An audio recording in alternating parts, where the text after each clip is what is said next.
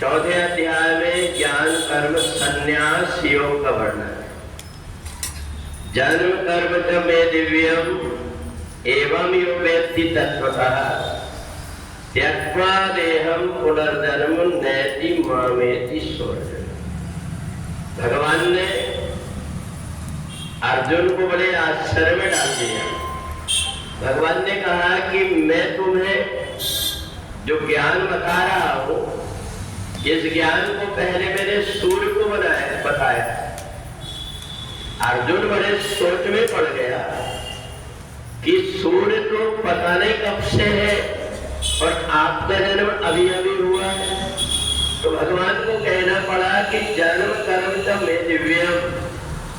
इस संसार में कुछ लोगों का जन्म और मरण दोनों अलग होता है।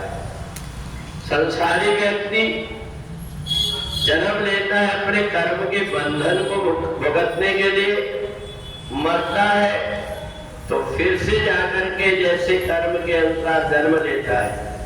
परंतु जो वीतराग महापुरुष होते हैं, जो जिनको गुरु ब्रह्मा गुरु विष्णु गुरु देव महेश्वर कहा गया है, उनका जन्म उनके कर्म दिव्य होते हैं, दूसरों से अलग होते हैं। और इसलिए जितने भी ऋषि मुनि महात्मा हैं, उन्होंने हमें जीवन के सूत्र बताया। भगवान ने कहा ये मेरे ही अंश रूप में आत्माएं हैं और तुम जो ज्ञान में तुम्हें दे रहा हो, मैं और तुम दूसरे ने, मैंने दो रूप लिया। एक रूप से अर्जुन बन करके और एक रूप से कृष्ण बन करके। तब जाकर के अर्जुन को समझ में आया कि संसार में अलग अलग प्रकार के व्यक्ति क्यों होते हैं। क्योंकि एक वो व्यक्ति होता है जो संसार में आकर के संसार की वस्तुओं को ज्यादा से ज्यादा इकट्ठी करके उसमें सुख देखता है, और दूसरा वो व्यक्ति होता है जो परोपकार के कार्य करके दूसरों को सुख दे करके, दूसरों को मार्गदर्शन करके, दूसरों को परमात्मा से जोड़ करके प्रसन्न रहता है। तो इसलिए भगवान ने ज्ञान कर्म संन्यास योग बताया कि ऐसे महापुरुष यहाँ मेरे द्वारा बताए हुए कुछ काम को करने के लिए आते हैं और बाद में फिर से अपनी इच्छा से शरीर को त्याग करके जिस रूप में जाना चाहते वहां पहुंच जाते हैं। तो इसलिए केवल कपड़ा रंग लेने मात्र से कोई व्यक्ति सन्यासी नहीं होता। गेया सादित्य सन्यासी यो न द्वेष्टि न कांक्षति। सन्यासी वो होता है जो संसार की कुछ वस्तु मिली तो भी और नहीं मिली तो भी कोई परवाह नहीं करता।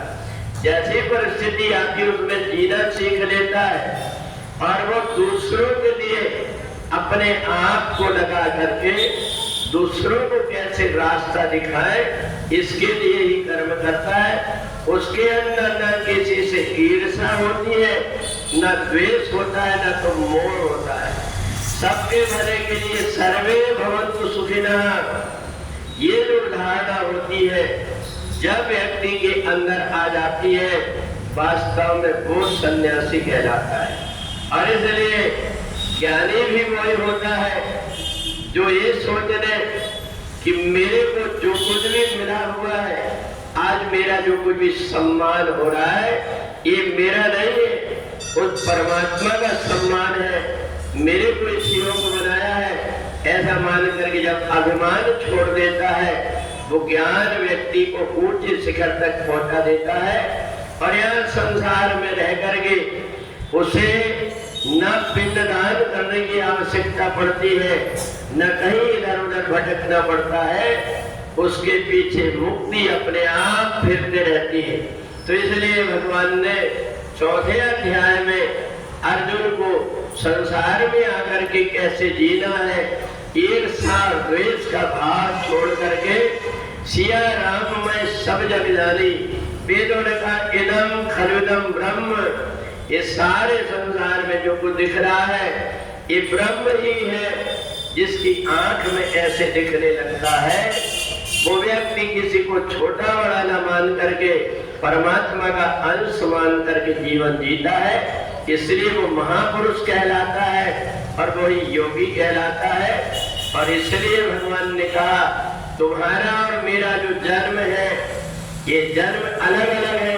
तुम माया के वशीभूत होकर के कर्म के बंधन में जकड़ करके जन्म लेते हो और कर्म और माया मेरे अधीन होकर के मैं कर्म करता हूँ, इसलिए मैं बंधन में नहीं पड़ता और सामान्य जीव बंधन में पड़ जाता है।